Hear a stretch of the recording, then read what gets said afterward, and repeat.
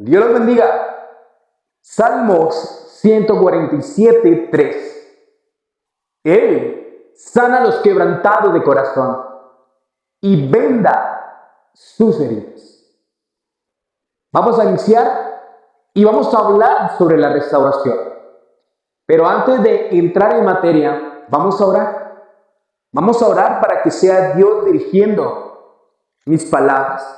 Que al abrir mi boca no sea yo, sino que sea Él, transmitiéndote un mensaje y una palabra a través de esta red social y a través de su servidor. Y cierre sus ojos y ore conmigo. Soberano Dios, Padre Celestial, delante de tu presencia me presento en esta hora de la noche, dándote gracias por las bendiciones y por todo lo que tú has hecho hasta el día de hoy. Me presento para que seas tú dirigiendo mis palabras y seas tú direccionándome y guiándome para que tú seas transmitiendo tu palabra. En el nombre de Jesús, amén y amén. Bueno, nuevamente les doy la bienvenida. Me presento para los que no me conocen y para nuestros seguidores. Mi nombre es Jefferson y hago parte de Vida Nueva Pentecostal. Y hoy vamos a hablar sobre la restauración. Y es un tema fundamental para el creyente, para el cristiano, para el Hijo de Dios. Pero para hablar de restauración, vamos a primero a ver qué es ser o qué es la restauración. Porque no vamos a hablar de algo cuando ni siquiera sabemos de qué se trata. ¿Qué es la restauración? Para que algo sea restaurado, tiene que tener un principio básico, primeramente. Y es haber sido hecho o formado. Nada puede restaurarse si nunca se ha hecho. Es decir, que cuando hablamos de restauración, estamos hablando de una nueva creación o de armarlo o crearlo nuevamente cuando ya antes había sido hecho o creado. Eso es restauración. Ejemplo, cuando fabrican una vasija de barro, por agentes externos, una piedra, lo dejó caer y se rompió, van y lo llevan donde un experto, donde alguien que sabe, que es su profesión, que sabe cómo se debe de restaurar, va donde ese profesional lo restaura y lo deja funcionando nuevamente. Pero hoy no vamos a hablar sobre la restauración de objetos materiales. Vamos a hablar sobre la restauración de la vida del cristiano, de aquel que inició un camino en su vida y que tomó la decisión de seguir a nuestro Dios, Jesucristo, y que en medio del proceso, después de haber sido formado espiritualmente, que ha sido y que ha iniciado un proceso en Dios, hay la necesidad de ser restaurado. Porque todos hemos pasado por esa situación. Y por eso es necesario de que alguien nos explique cómo funciona ese proceso. Y yo le voy a decir algo de corazón. Nosotros somos el barro y Él es el alfarero. Él nos ha fabricado y nos ha hecho nuevas criaturas. Cuando el cristiano quebranta, rompe o daña esa vasija que Dios le ha dado, debe devolver a quien lo hizo para que lo restaure y lo haga nuevamente y vuelva a ser una vasija de uso para nuestro Dios. Y eso es importante. Vamos a entrar en materia. Todos en la vida, en algún momento hemos tenido que experimentar momentos de dolor. Momentos que nos hacen sentir como, Señor Jesús, ¿qué hago? Es que me comienzan esos pensamientos a llegar a mi mente y me alejo de ti. Y a veces esos momentos son producidos por pérdidas materiales. Esos momentos de decepción y tristeza, como cuando estoy bien económicamente, adoro y glorifico a Dios, lo busco constantemente, tengo un buen trabajo, tengo mi carro, tengo mi moto, tengo mi casa, tengo para suplir las necesidades de mi familia, las necesidades de mis hijos. Pero llega un momento donde la economía puede menguar. Llega un momento donde la economía puede llegar a ser un pie de tropiezo en tu relación con Dios, cuando tu relación con Dios fue avivada, una búsqueda inquebrantable, una búsqueda insaciable porque estabas bien. Pero a veces las cosas materiales o físicas pueden llegar a ser pie de tropiezo. También las enfermedades. Cuando estoy sano, cuando estoy vigoroso, alegre, tengo toda la fuerza, toda la energía, busco a Dios, voy a culto, hago cosas que a Dios le agradan.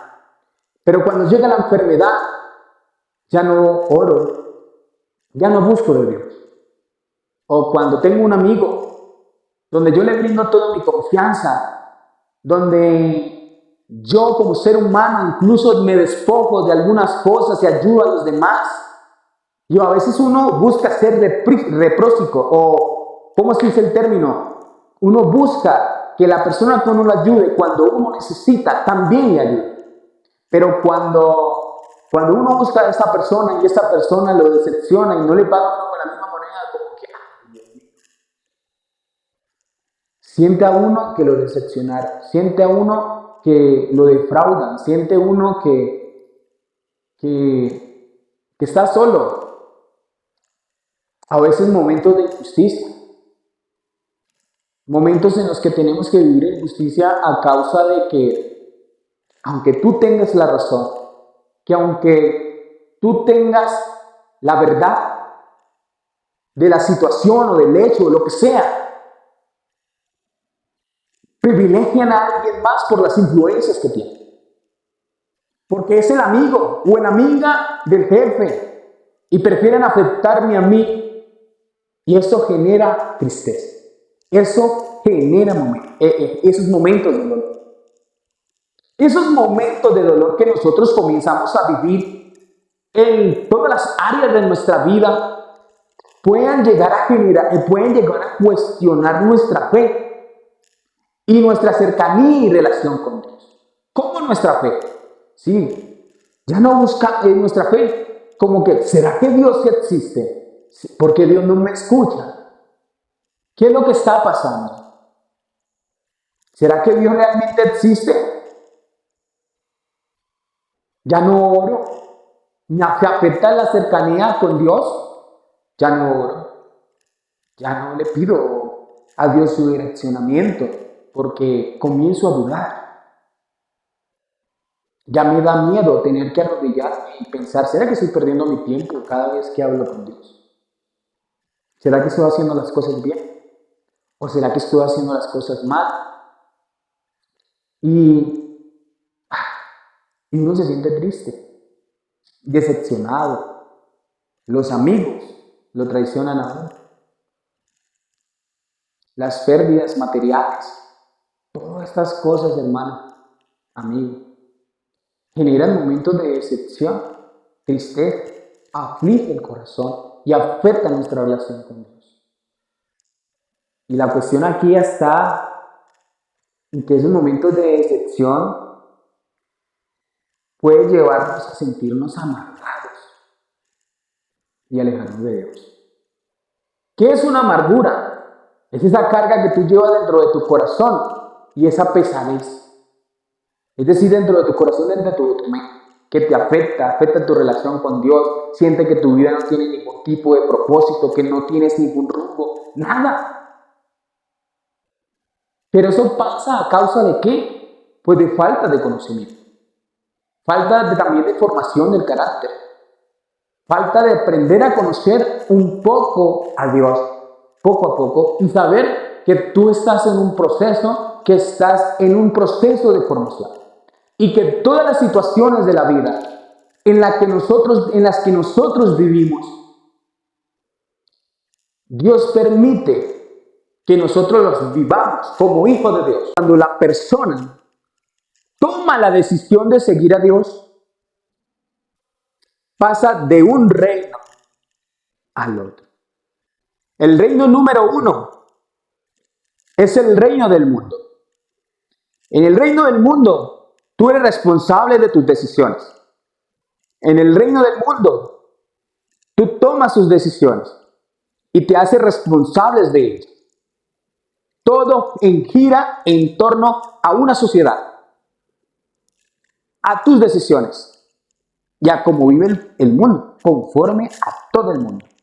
Pero el que toma la decisión de vivir conforme a la voluntad de Dios, pasa al reino de Dios. ¿Qué es el reino de Dios? Y eso es algo que no lo enseño. Cuando yo llego a ser cristiano y tomo la decisión de buscar de Dios, yo tengo que morir a mí mismo. Es decir, ¿cómo a sí mismo? Sí. Pierdo mi voluntad propia y comienzo a vivir bajo la voluntad de nuestro Dios y Salvador, de nuestro Rey, de nuestro Padre. Ahora, cada decisión que tú tomes, ya no la tomas tú, ahora debes de consultarla a Dios. A veces los fracasos que tenemos en nuestras vidas, es a causa de que no consultamos a nuestro Padre, a nuestro Rey.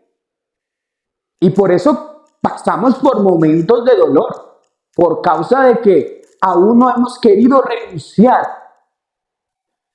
a tener voluntad propia, a tomar decisiones propias. No, yo tengo que morir a mí mismo. Y morir a mí mismo es renunciar a mi voluntad para seguir el propósito de Dios. Si tú te das cuenta, antes de que Cristo fuese arrestado para ser crucificado, Él en su humanidad dijo: Padre, si es posible, pasa de mí esta copa, pero ante todo que se haga tu voluntad. En su humanidad tuvo miedo, tuvo dolor, porque sabía lo que se tenía que enfrentar. Pero más que su voluntad, Él manifestó su voluntad, su deseo, si es posible, pero ante todo, que se cumpliera la voluntad de Dios, la voluntad del Padre, la voluntad de aquel que tiene un plan perfecto para nuestra vida.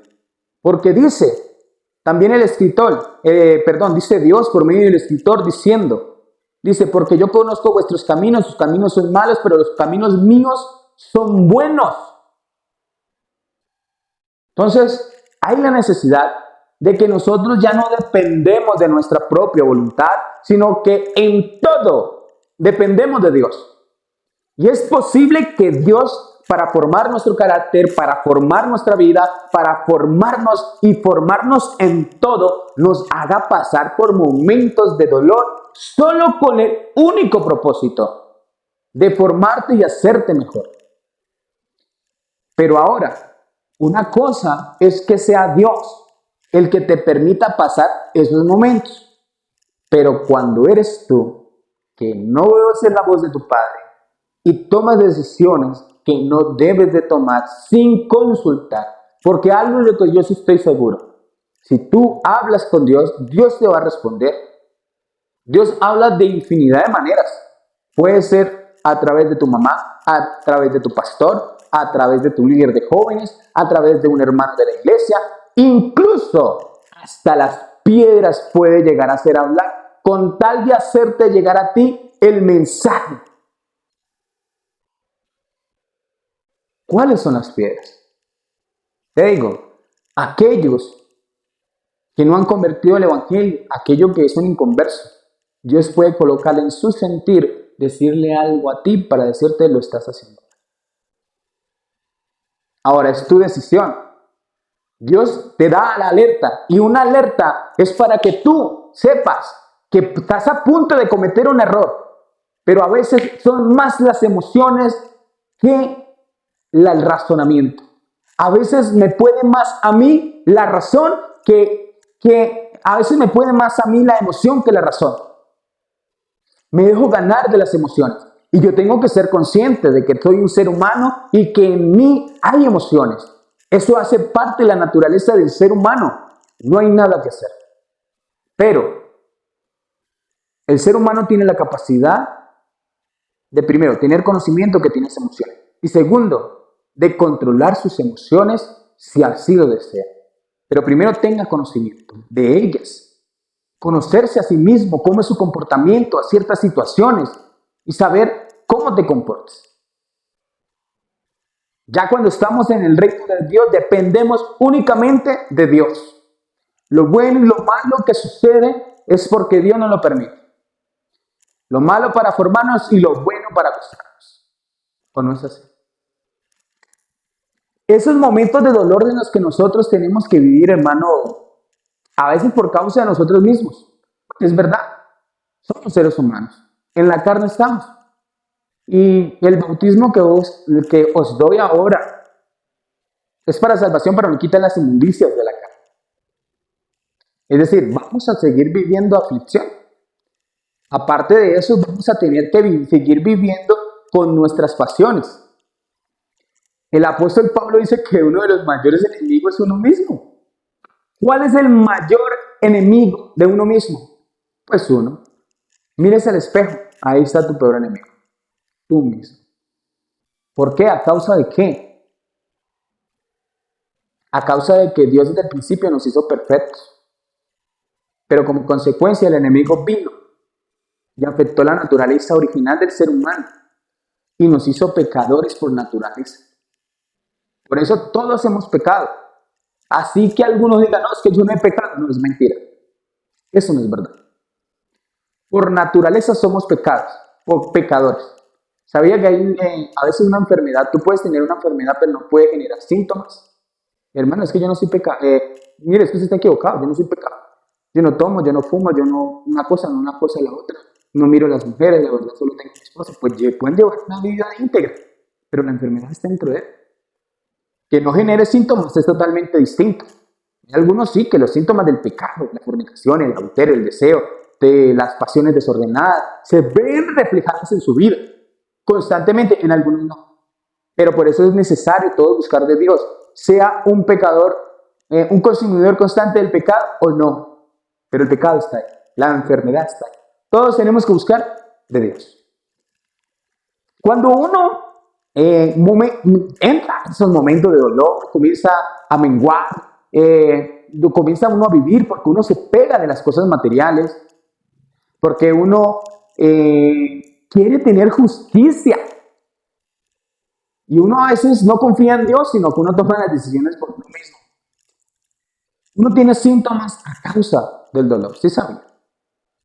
Cuando tenemos esos momentos de situaciones que nos afectan, que dañan nuestro corazón, que nos da tristeza, eso, tenemos momentos donde dejamos de orar, donde ya no leemos la Biblia, donde ya no nos congregamos y perdemos el temor al pecado.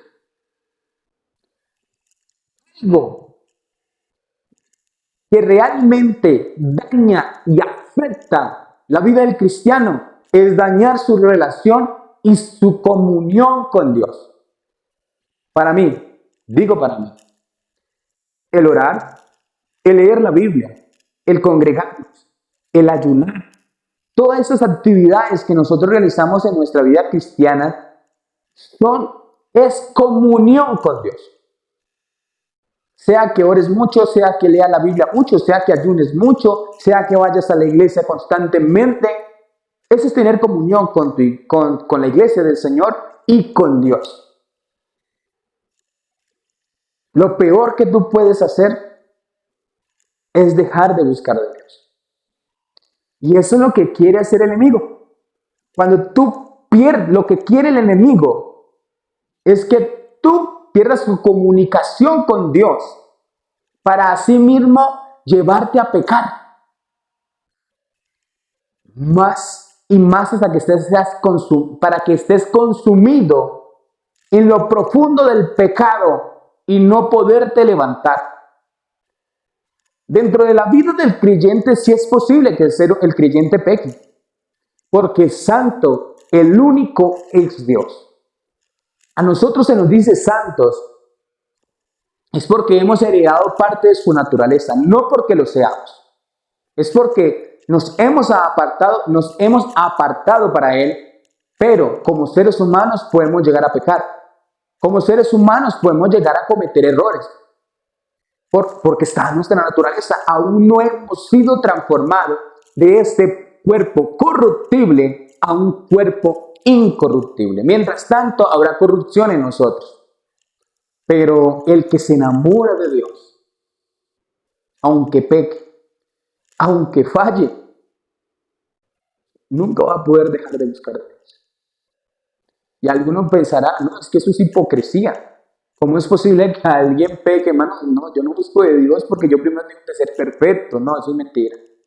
Eso no es verdad. Hay que buscar de Dios en nuestro estado natural, pecaminoso, para que Dios inicie el proceso. Porque el único que puede limpiarnos, que puede cambiarnos, que puede transformarnos es Jesús, el Creador, nuestro Dios, nuestro Padre, el único es Jesús. Él es el único que puede realmente cambiar la vida del creyente, hacerlo una nueva criatura. Solamente Dios puede hacerlo, no nosotros a nosotros mismos, porque nosotros a nosotros mismos no nos hicimos. Dios nos hizo.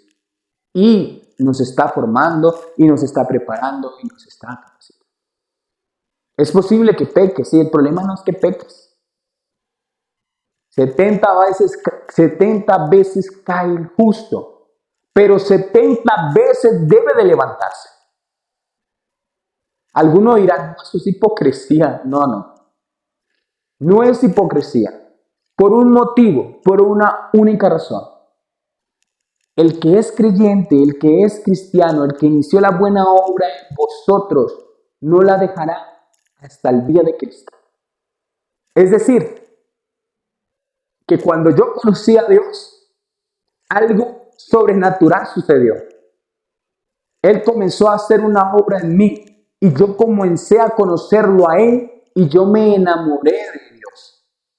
Es posible que yo falle, es verdad, pero ese amor que hay dentro de mí por Él me va a llevar a que yo busque mi forma de restaurarme, de decirle, papá, necesito de ti, necesito que me vuelvas a formar. Mira que yo no quiero pecar, yo lo que quiero es que tú me ayudes y me permitas salir de esta situación, porque yo lo que quiero es agradarte. Yo lo que quiero es que tú te sientas orgulloso de mí como tu hijo. Por favor, restáurame. Mira la vida del hijo pródigo. Le pidió toda la herencia después de estar bien, de ser el hijo, el de ahí de la casa. Pidió sus riquezas a Dios, se fue y se gastó todo. Pero después volvió a papá porque con papá estaba bien. Porque con papá lo tenía todo. Porque esa felicidad que él pensaba que podía tener y que algunos amigos le decían, no, es que eso sí es rico, eso sí es chévere. No, eso no es chévere, eso no es rico. La verdadera felicidad que el Hijo de Dios tiene es junto a su papá. Nuestro Dios, el que sabe, el que nos direcciona, el que nos hace vivir momentos de alegría, de gozo, y si hay momentos de tristeza nos da consuelo. Ese es Jesús. Dice el Salmo 138:6, porque Jehová es excelso, atiende al humilde, pero al altivo mira de lejos. Cuando hay un proceso de restauración, la persona debe sentir el deseo de querer ser restaurado, ser consciente de que debe de volver a las manos del alfarero para que Dios lo sane espiritualmente. Pero a veces soy altivo, soy arrogante, cometo errores y no los acepto. Y a Dios lo que le gusta es que el ser humano, que su hijo sea humilde y reconozca sus errores, sus falencias, sus fallas y la necesidad. Porque nosotros no somos dependientes de nosotros mismos, sino que somos dependientes de Dios. El humilde, escucha, reconoce sus errores. No se justifica asume la responsabilidad, aprende sus errores, enmienda sus acciones, muestra disposición a escuchar y acepta críticas constructivas. Cuando una persona es humilde, a causa de su error, está dispuesto a querer cambiar, a tener que agachar la cabeza y decir, he cometido errores. Volvemos al hijo pródigo. Sufrió, tuvo un momento de dolor, de aflicción, porque el enemigo, después de hacerlo uno pecar, después lo busca uno es avergonzar. Y esto es normal, porque la intención del enemigo es eso, avergonzarte. Que él peque solamente es de que él te haga pecar solamente es el primer paso. Ahora lo que él quiere es que tú sufras vergüenza para que no busques de Dios. Pero si tú eres humilde y no eres altivo y no eres arrogante, pero cuando eres arrogante, culpas a los demás, malas decisiones por tus problemas. Ay, es que yo no me hago responsable. No, es que fue culpa de fulanito. Es que aquello no, tú eres responsable de sí mismo. Cuando eres un hijo de Dios depende de Dios. Y si Dios le dice no lo hagas, no lo hace. Dios de alguna manera te dirá no lo hagas. Entonces la decisión es tuya. Nunca asume las responsabilidades. Nunca asume las consecuencias de las malas decisiones.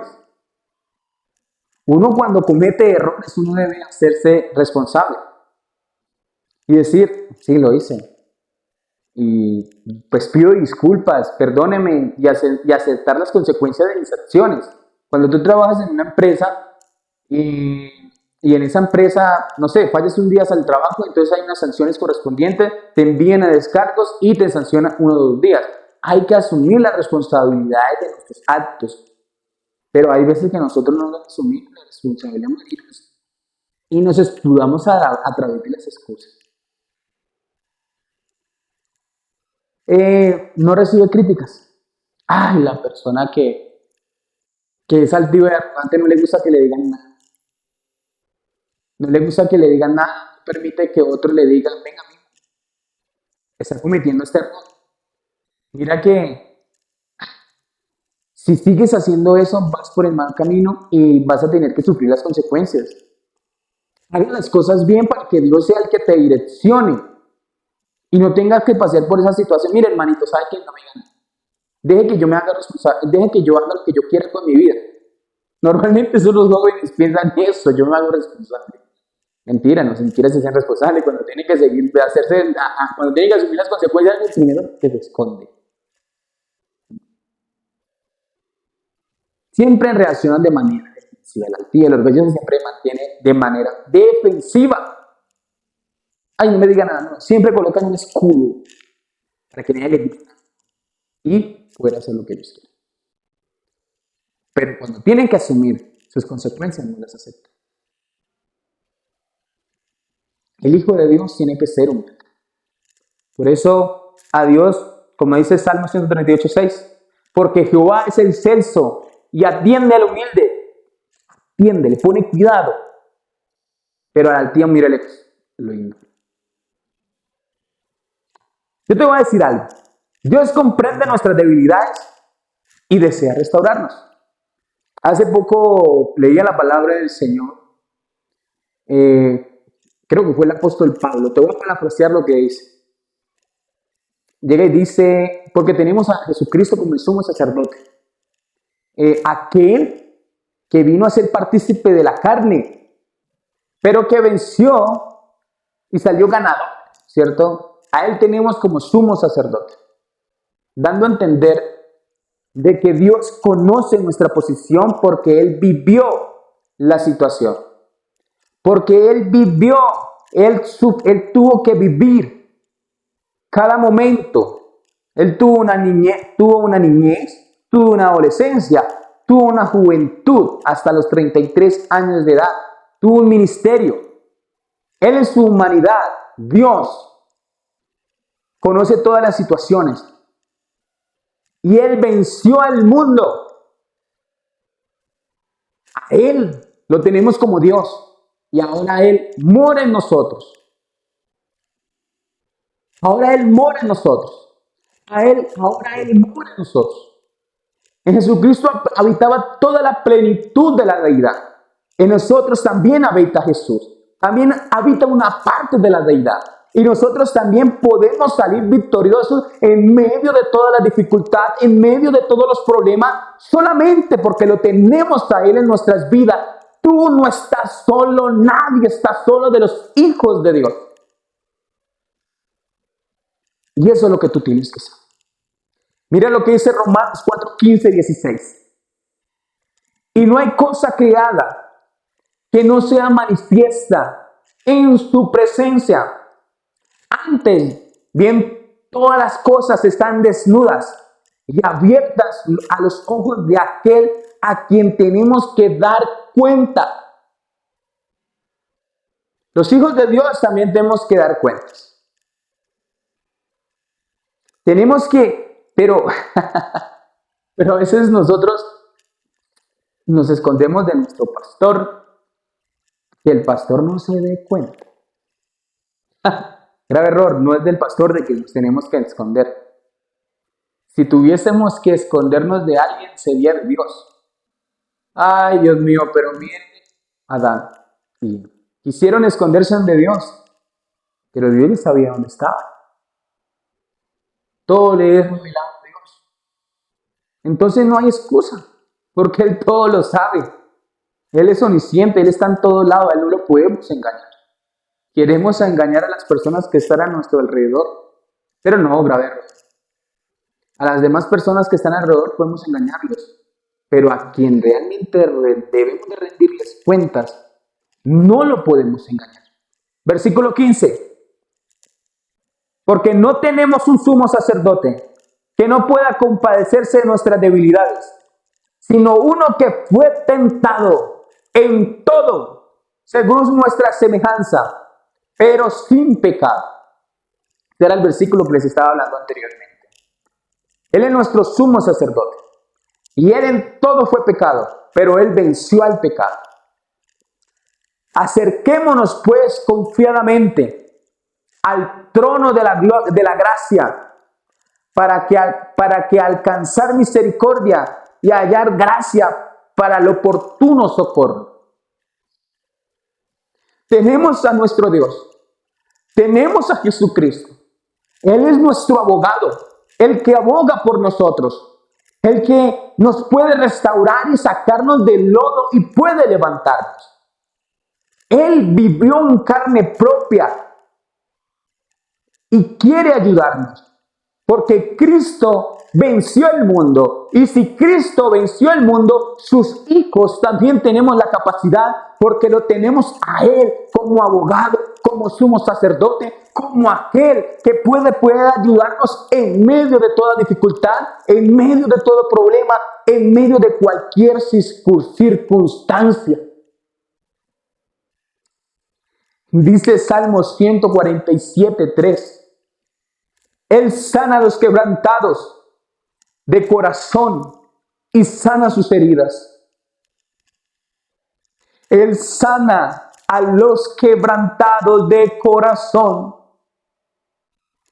y sana sus heridas.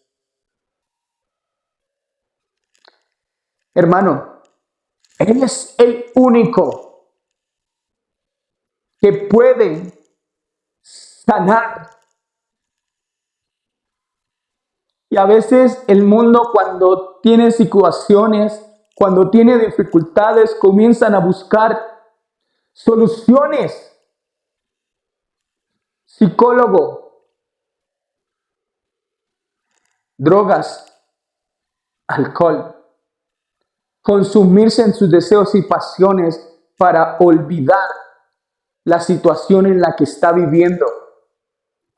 Pero no, el único que sana y restaura el corazón es nuestro Dios. Él sana a los quebrantados de corazón. Cuando tú quebrantas tu corazón y no tu apariencia, Él sana tus heridas. Pero, hermano, a veces pareciera ser tan difícil tener que buscar de Dios, y buscar de Dios es lo más fácil. Y es la solución más fácil porque realmente funciona. Realmente funciona. Dios sana nuestras emociones. Dios sana nuestras circunstancias. Los que hemos encaminado y hemos tenido una vida con Dios, a pesar de nuestras dificultades y después a pesar de nuestros momentos de dolor, y hemos perseverado hasta el fin, porque ese es el secreto del Evangelio. Persevera hasta el fin, aunque haya circunstancias, aunque hayan dificultades, siempre, siempre, siempre persevera. Si caes, levántate, que tú tienes a alguien que te dará nuevas fuerzas y te levantará y te seguirá dando para que tú sigas caminando a fin de que tú logres la salvación. Nosotros, los hijos de Dios, los que vivimos en el reino de Dios, dependemos única y exclusivamente de Dios. Ya no vivo yo, mas Cristo vive en mí. Dios no abandona. Dios no abandona. El Hijo de Dios, el que vive en el reino de Dios, siempre tiene una ayuda, siempre tiene una esperanza. Sabe que aunque haya dificultad, que aunque haya problemas, Dios siempre estará con él. Aunque tenga tristeza, siempre tendrá un consolador. Por eso quebrantemos nuestro corazón y no nuestra apariencia. Y sometámonos a nuestro Dios, reconociéndolo a Él, con que Él es el único que puede ayudarnos y que ya no dependemos de nosotros mismos, sino que somos dependientes del único y gran sabio Dios. Dios es nuestro refugio en medio de todas las tormentas, en medio de todas las dificultades, en medio de todo. Dios siempre es la ayuda para el ser humano. Sin Dios estamos vacíos. Sin Dios nuestra vida no tiene ningún tipo de propósito. Sin Dios, nada, nada, nada somos. Porque de Él somos y para Él somos desde la fundación del mundo y de la creación del mundo. Sin Cristo estamos vacíos. ¿Quieres sentirte completo? ¿Quieres sentirte lleno? ¿Quiere que te diga algo? ¿Quieres que aunque estés en problemas, que aunque estés en dificultades, nunca te vas a sentir solo? La solución es buscar a Dios. La solución es amar a Dios. Y la solución es perseverar hasta el fin siempre. Hermano, amigo, todos necesitamos de Dios. Dios está dispuesto a restaurarte, a levantarte, dispuesto a que tú reactives nuevamente tu relación con Dios, siendo consciente de que tú necesitas de Él. Deje la altivez, deje la arrogancia y reconoce que necesitas de Dios. Dios te bendiga.